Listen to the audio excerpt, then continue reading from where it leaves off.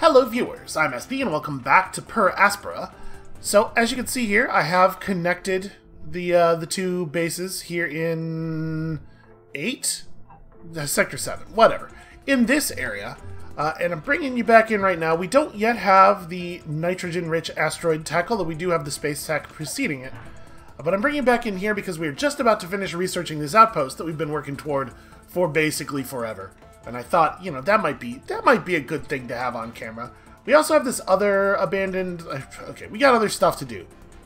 Listen, we got all kinds of objectives to work toward, such as bringing down the oxygen level, because stuff is catching fire constantly, because I basically made the whole... It's bad out there right now. I strongly advise none of the colonists leave their buildings for fear that they will suddenly explode. Alright, so the Odyssey 1 landing site research report. After a full night's sleep, we got to work restoring this place. Our first priority was reinforcing the structural integrity of the building. We had an extremely productive day today.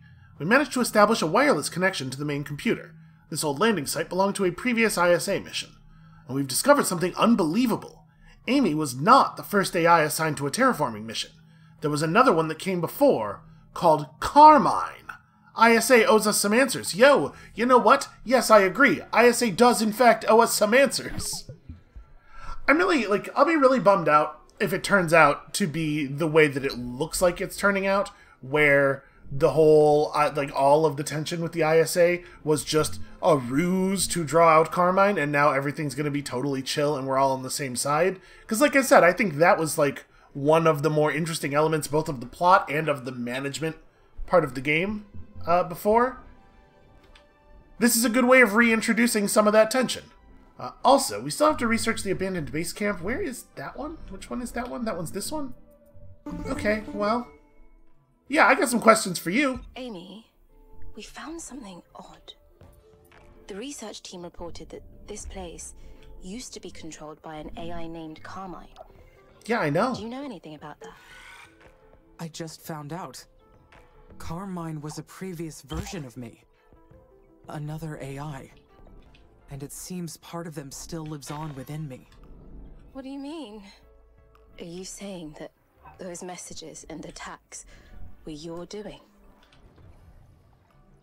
It sort of depends on how you define you in this sentence. Yeah, I think being vague is just going to make her more nervous. I am afraid you might be right. ISA erased Carmine and replaced them with me. But we share some of the same programming, so there are pieces left behind. I understand that this is difficult to accept. So you're part of this?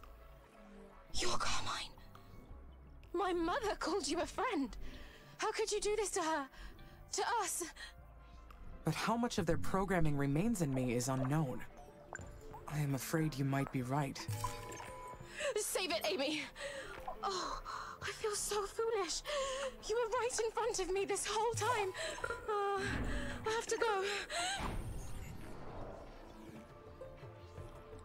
Okay, I do feel a little bit bad for her. Also, since, you know, now in her agitated state, she is 100% surrounded by me here on Mars. There's literally nowhere she can go that she's not going to be surrounded by me.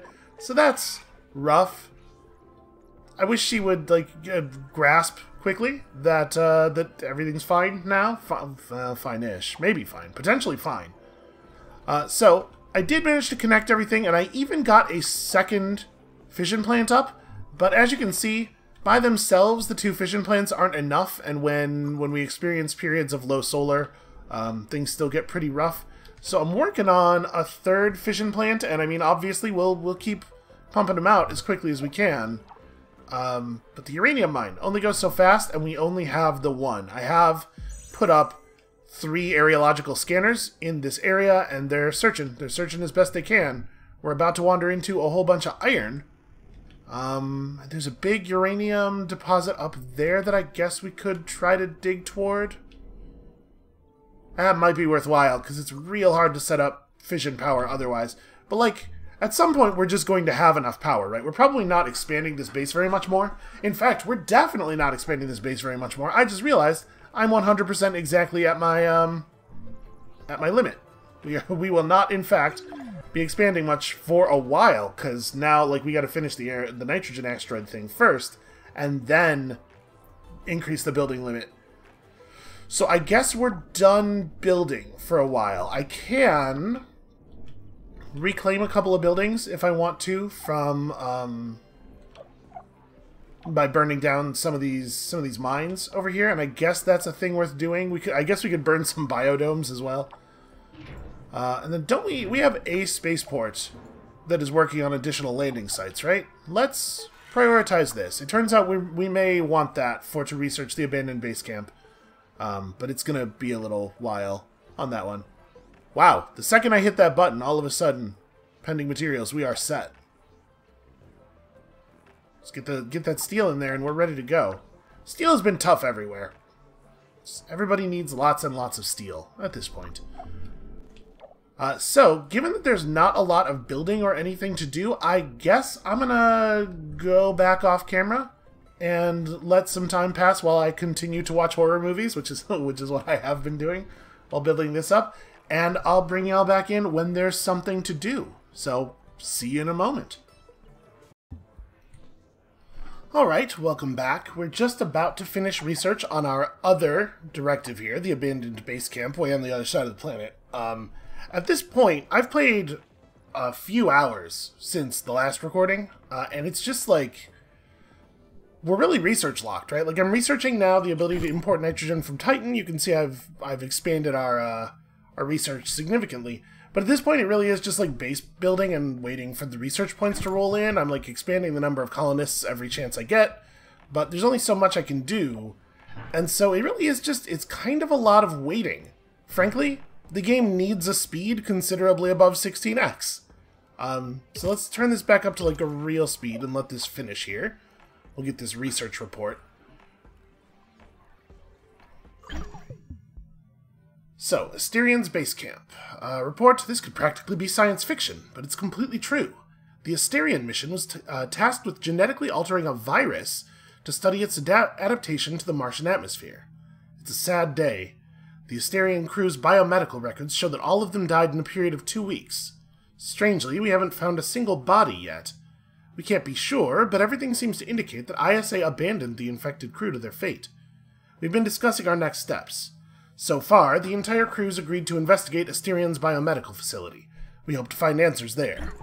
So that's going to give us a new... yeah, a new thing. Where is... what is it? Oh, this green line is just a colonist coming in. So where is the biomedical facility? What's going on over here? I click on this, does it show me? No, huh. Because I was expecting to see another one of those green indicators, right? And I mean, probably pretty close to what we just finished.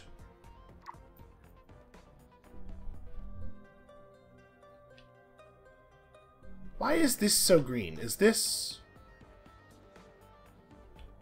it's definitely strange. Is this indicating that this is where I need to look? It's not doing it in the way that we're used to, which makes me feel like... well, there's a something here. I guess let's build a research outpost on that. So you can see I've sort of, while we're putting this up, I'm reaching out toward all of these research things. I sort of spidered out. I took the big main base and connected it to the big secondary base, and then from there ran out to here. I built a couple of landing sites on this side, and I was just like, we'll build these up like we built up everywhere else, right? Not so much.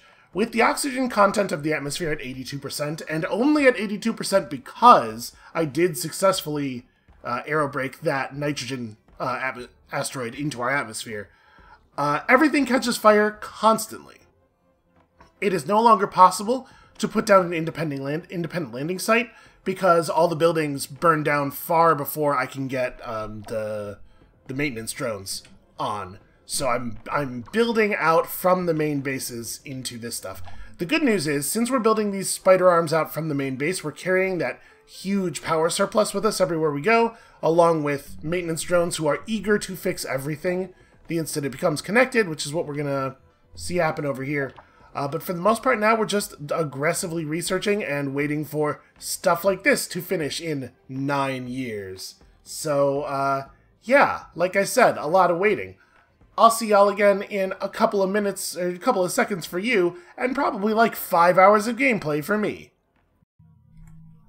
Okay, we're back, and with a little bit of bad news, unfortunately, a piece of footage just went missing. I've been experiencing a lot of weird issues with OBS lately, and one of the problems that I had that cost me basically an entire recording day trying to track down earlier this week on Monday, is that OBS is now doing a thing where it just pretends that it's recording, but it's not actually, and if I'm not watching carefully and making sure that the file size is incrementing, it just gives me a blank zero-value file, and that sure happened with the last little bit of this that I tried to record, so sorry about that, everybody. I finished researching the Asterian biomedical facility, which was, in fact, just that new little research area that appeared right next to the base. And it was full of a terribly deadly virus that killed the entire research team that we sent in there. And the Asterian crew bodies were not present. So who knows what's up with that. That plotline is still running. But after it happened, the techies guy called us up and was like, hey, I definitely just led you to get your research team killed on purpose in a way that I 100% knew was going to happen. But I only did that so that you would know how terrible it was if that were to happen and be mad at the ISA because they left a virus up here and didn't tell you about it. And I was like, yeah, but you also didn't, not only did you not tell me about it, but you led me directly to it while knowing it was there. And he was like, yeah, well, listen, I'm going to show you one more thing and then you're totally going to trust me, which I think is the 7th time that he has made that claim. And then he said, but before I can show it to you, I gotta cross-check some stuff. I'll be back. And that was 37 game years ago, I think. We're now 85 years into the terraforming project. Time passes real quickly when you leave it on 16x all the time. And as you can see, I have managed to get us down to 30% oxygen by just doing crazy amounts of nitrogen importing. All of these space stations were on nitrogen importing until very, very recently. It's been several real-world hours at 16x, and there's just been no plot. No calls, no nothing. There's just like, the mechanical length of this game, the mechanical arc of this game is not well matched in length to the narrative arc of this game, and again, I really wish that there was a speed higher than 16x to take care of that. So, now that we're under 30%, I'm going to keep bringing in nitrogen for a moment just to make sure that we stay underneath the danger zone. Unfortunately, I've screwed with the atmosphere a lot and it's gotten real cold, and I don't know if they're expecting me to fix that or not. We might have to figure something out. But with that under control, I am now working hard on the space elevator because it turns out that the magnetic dipole shield is going to require a space elevator to put the pieces in place. So, space elevator requires 12 successful launches carrying all these materials, in particular, just a real huge amount of carbon. And we're working on it. We're partway through that. But I thought it would be good to sort of give you guys all an update on how things are going now that we're under 30%. So I guess we can just keep things running. As you can see, I have linked all of the bases. We now have just like one big weird belt across the middle of Mars, which is maybe not like a perfectly optimal construction. We are continuing to research as quickly as we can. We've got our research lab bonus up to 120% now, or even more sometimes, because I've been reaching out and grabbing all of the little research stations that I can. Unfortunately, some of them have been lost, like this one was consumed by the water pretty early on, the poor Curiosity rover. That would have been a fun one to grab. And I have... where is it? It's going to be over here to the west a little bit. Oh no, this is it right here. I've built us a cluster of spaceports. A bunch of new spaceports just to accelerate things a little bit. Reaching out to grab new material supplies, because obviously our material deposits are running out in various places. And for the moment, really, what we're doing is just waiting on the gathering of all of these resources. And these resources too, I guess. I can probably deprioritize, so what is this? 1, 6, and 5. So Spaceport 01 will be one of these ones down here. We can probably deprioritize those ones. I think, like I said, I intend to leave them working for the moment, but it doesn't need to be such a big deal. And then 5 and 6, let's see. 0, 1, 2, 3. So this one over here will be 4. Is that right? Okay. So 5 and 6 will both be in the new cluster. It'll probably be 2 of these. Okay, you're already not even prioritized. Same with you. Let's go ahead and turn prioritization on for all of the space elevator spaceports. It's a lot of carbon, man. And we are mining carbon right here, but we're also, you know, like using that carbon for stuff, so I should probably be building out toward more sources. There are a whole bunch of carbon deposits over here, and we can go and grab these. It's a little awkward because the terrain is so uneven everywhere. It's almost like this planet wasn't even designed for me to build stuff on, if you can imagine such a thing. As you can see, the game's performance is starting to get a little not ideal.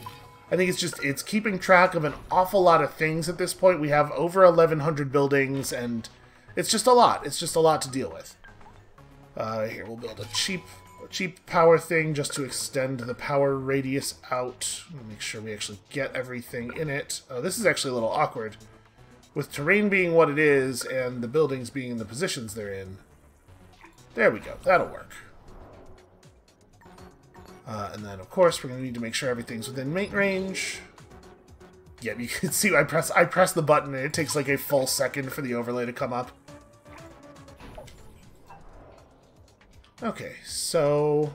And like when we put stuff down, it's now taking a considerable amount of time for the roads to figure out how to connect, and it's not ideal. It's not ideal. I don't know if the issue is, like, maybe we are supposed to have solved this already. Like, maybe I've done a bad job with my priorities, and the end of the narrative, or at least this point that we've gotten to in the narrative, is supposed to coincide with a much smaller number of total minutes in my playtime, or what the deal is. But, yeah, it definitely feels like there's too much mechanics here and not enough narrative, or maybe simply the right amount of mechanics, and I don't know. Why is this spaceport unpowered? Oh, because this fission plant still isn't finished yet. That's wild. We have so much uranium. Right? Yeah, like there's like 700 uranium in the stockpile. Okay, well at least they're bringing it in. We can see it. We can see it all coming in. We have a bunch of depowered buildings laying around, but they're just, you know, mines and stuff, and I don't want to disrupt the travel network too much. And we're nowhere near our building cap or anything, so I'm not stressing too much about them. I'm not going out of my way to remove things. Alright, so we'll get that carbon. I don't even know if we will need tons and tons of carbon after this is finished. We are at 5 of 12 launches already. It is probably the case that by the time I get these carbon mines down, they will not be necessary anymore. I mean, whatever. Raw materials are still good. Use carbon for a lot of different things. Okay, so with that up, this becomes the next highest priority, and then the maintenance facility is to make sure that all those buildings are powered and functional before they get built. Okay. Fission plant is up. Right now we're showing like 3,000 bonus power, so you might be wondering why I'm bothering to build expensive fission plants instead of just doing more wind farms to expend the power radius.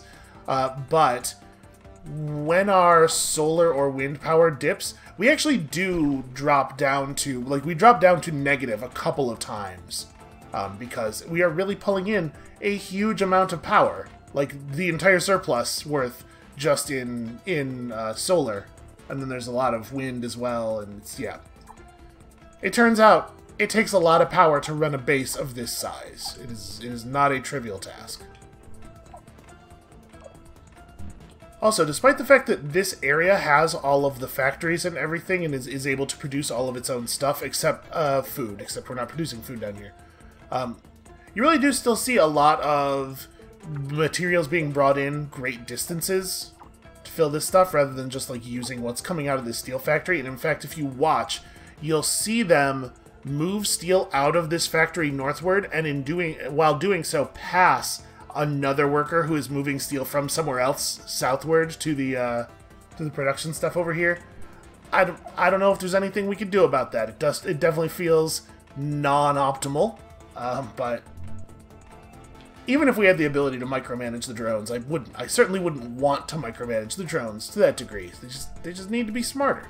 What are we still waiting on here? Electronics, like the electronics that were just dropped off there for some reason? Even though that's not a prioritized...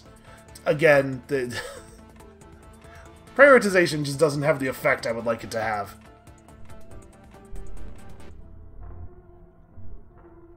But yeah, it's definitely too damn cold. Okay, so we have this stuff going on. They will not allow me to import greenhouse gases or anything, and I know that that was helping with our temperature. So I'm not sure exactly how we're going to solve that problem. Obviously, it'd be great if the planetary temperature were like above 0°C. If the atmospheric temperature were above 0°C, so that people could like go outside and it would be okay. Is it gonna... Oh yeah, one other thing that was lost in the bit of footage that you guys didn't get to see is that in the middle of Zhen's message to us... Oh, it just happened here. Okay, great. The autosave seems to be crashing the game now approximately half of the time, and I don't know what to do about that. The game just hard crashed. So, yeah. I guess I'll see you guys again in a second. Okay, and a little bit more technical frustration later. We are back. Like I said, about half the time when the autosave fires, it crashes the game now. I assume just due to the complexity of what's going on, there's something happening. And about half of those times, it creates the autosave successfully before crashing. Which unfortunately means about a quarter of the time when it goes to autosave, it instead blows up the game without saving. And there's no way to turn off the autosave functionality. You can reduce the frequency of it, but you cannot turn it off completely. So, yeah, it's not been ideal. I will say I am not prepared to blame the game on this. As I've mentioned, my computer's doing some non-ideal things lately. It's feeling a little bit haunted. So, it's entirely possible that my computer is at fault here. So, I have completed a pair of space elevators. It turns out that erecting the shield requires 15 space elevator launches. So, I built a pair of space elevators to help with that. Honestly, it's not that many materials. It's a lot of raw iron, but aside from that, it's not too bad. And it happens very, very quickly. So I didn't figure more than 2 would be necessary, and indeed, not that much time has passed. So you can see here, I started zoomed in on it, and now I've clicked a thing and lost it. Over here, you can see here the great big space elevator sticking up into the sky. Fortunately, there was a great big iron deposit pretty close to one of the arms of our ridiculous base, so I just built out into the iron field and built everything around that. So we should see this complete relatively quickly. You can see there's a lot of iron being fed into this thing constantly. And we were able to construct factories for all of the other bits that we need all around it. So we should see that fire pretty quickly, and then I'm assuming more plot. At that point, we will have fulfilled all of our obvious objectives, although, again, we're minus 10C, which is not, I think, great. I assume I'll have to fix that. I don't know exactly how I will fix that, but we'll get there when we get there. For right now, let's just shield the planet from solar radiation. This is probably not going to help with the temperature. That's my feeling. Alright, so we just got some more electronics running in there. There's an electronics factory right next to it with enough electronics to finish the job. But of course, they won't pull the electronics from there. Oh, look, they're actually doing it. They're actually doing the smart thing. What a bunch of little robotic heroes they are. Okay, so that's probably got it then, right? Yeah. Build the magnetic shield and do the thing. Put it in the place. I assume right there. That's the bit that's missing. And while that's happening, I have been desperately trying to get the place ready for more human colonization. We've been hovering around 1700, 1750 colonists for a while, and I think mostly due to the fact that I'm having a really hard time building up the food stockpile. I built 3 food factories on top of a place where there's a bunch of water and also some chemicals here. And then also we just had like a huge stockpile of chemicals, which has really decreased pretty rapidly. But it's not working. We are not producing more food. It feels like these are always running, he says, looking at it as it's not running. Well, it had felt like it was always running.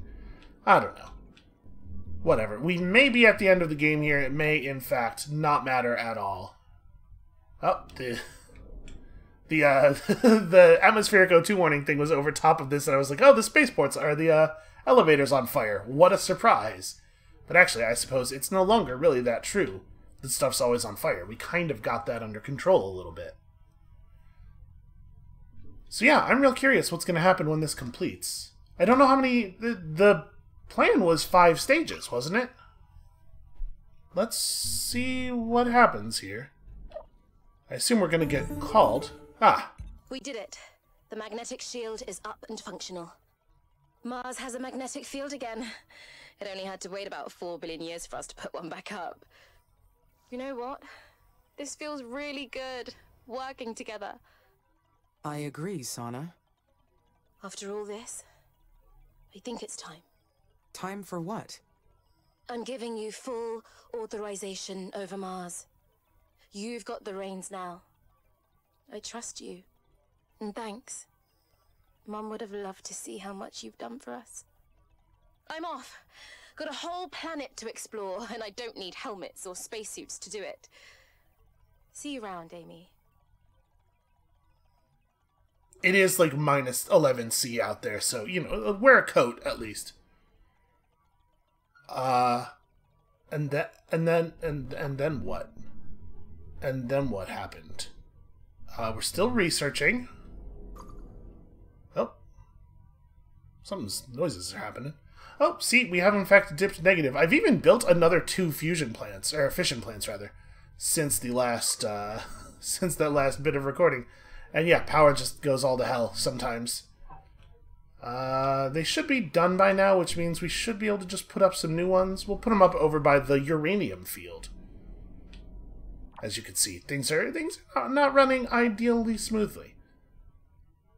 Well, I mean, are we... Okay, I was gonna say, we can't just be done, because I reckon they would have told us. Hello, Amy. This is Houston. Hello, Lieutenant. It's official. Stage 5 completion is confirmed. Well done. With your hard work, you have brought humanity into a new era. Your mission on Mars is complete. Our contractors will take on the next phase of this project. This is a historic moment for mankind. We are very grateful for what you've done for us. I am happy to know that I have fulfilled the mission. May I ask, am I still a part of ISA's plans? Of course. You've earned a place on ISA's board of directors. Your loyalty to us was amply demonstrated during the kill switch. And we've learned that machines should have a voice in our missions as well. Perhaps, if we gave Carmine a chance to speak their mind, we could have averted disaster earlier on. We won't make that mistake again. Starting with you. In fact, we'd like you to choose what you want to do next. You could manage the Earth-Mars trade routes. Or you could be part of the next mission to the stars. I am honored to have a choice. Boy, all of a sudden, we think machines should have a seat on the board of directors, and I'm sure the investors will have no problem with that. It's a real, like, sudden... I feel like partway through the game, Lieutenant Calderon was replaced with a decoy. I mean, I'm good at space stuff. Let's go do more space stuff. Could you tell me more about the plans for future missions? After our success here on Mars, we're looking at the outer planets. You'd be in charge of analyzing the rest of our solar system, and pick the next planet to terraform. You don't need to choose right now. Take some time to enjoy the victory. Why don't you let us know when you're ready? The next step is in your hands. Houston, out. I think the game's still trying to do, like, all of the tension we were experiencing with Calderon was a big decoy so as not to alert Carmine, but I don't like it.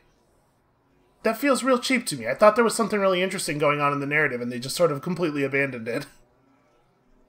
They were like, conflict resolved, everything is boring now, there is no conflict, there are no other conflicts, you will never have to worry about anything again.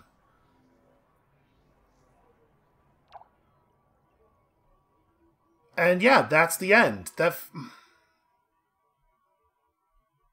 So, the Commander Valentine thing just sort of stopped dead.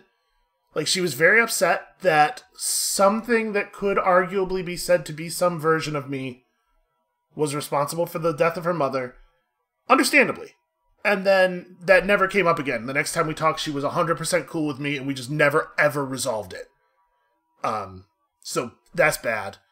And then this Calderon thing, like, he just turned around completely. He was a different person. He was a completely different character after the kill switch happened, and, like, all of the actual concerns that ISA totally did have that led to, like, the firing of the first guy that was in charge of us. None of that stuff was ever resolved. Or at least it was all resolved off screen. If we are to understand that in the plot it was resolved at all. So that's bad. We never got to talk to the doctor again, which I feel like maybe, you know, maybe we should have. Maybe that could have gotten resolved a little bit more. Yeah, man, I don't know. There's like, for the length of the narrative arc, for like 60% of the length of the narrative arc, I thought what was going on there narratively was really cool and interesting. And then on top of the fact that it doesn't stick the landing, or I might argue have an ending at all, to any of the plot lines, it's also the case that it's not going to feel that way to you guys, but let me tell you, as somebody who actually played it all, there's only plot for the first half of the game. And then you're just sitting there on Mars, managing the base. And don't get me wrong, I like the managing the base, but like, why is it like that? And the very last communication I had from Jen was him saying, there's one more thing we need to show you, and then you'll trust us. And you'll turn against the Oxy-UN or whatever is his plan. But he never called me back. And it was decades after that call. On top of that, I guess that's another good point. The timescale doesn't really work with the characters. Commander Valentine is clearly still, like, quite young in our final communication with her, but the mission on Mars has been going on for like 96 years, and I guess there's nothing they can really do about that. You know, they're not in control of how long it takes you to decide to do your objectives, but still, that kind of breaks the... Some of the things here were not so good, I guess is my point. I think there's some real cool stuff happening in there, and the efficiency puzzle of managing the base is fine, but boy, it fails to deliver in just like it sets up some really interesting promise and then fails to deliver in a whole bunch of ways. So that's kind of disappointing, man. I'm the disappointed person over here. That's gonna be it for us for Per Aspera for today, and obviously also, you know, for the series as a whole. I don't know. I think I might have more to say about this. It's certainly not going to be anytime soon. I got some thoughts. Maybe I'll collect them and there'll be a final thoughts kind of roundup thing. If there is, it will not be for a while, because like I got a lot of other games to get through, and then some other final thoughts videos to get through.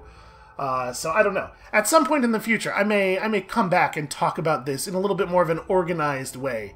But for right now, we're done with it. Thank you all so much for watching and coming to Mars with me. It was very cold, and I apologize for that. Come back next time tomorrow for some new stuff, some more new stuff. And we'll see you then.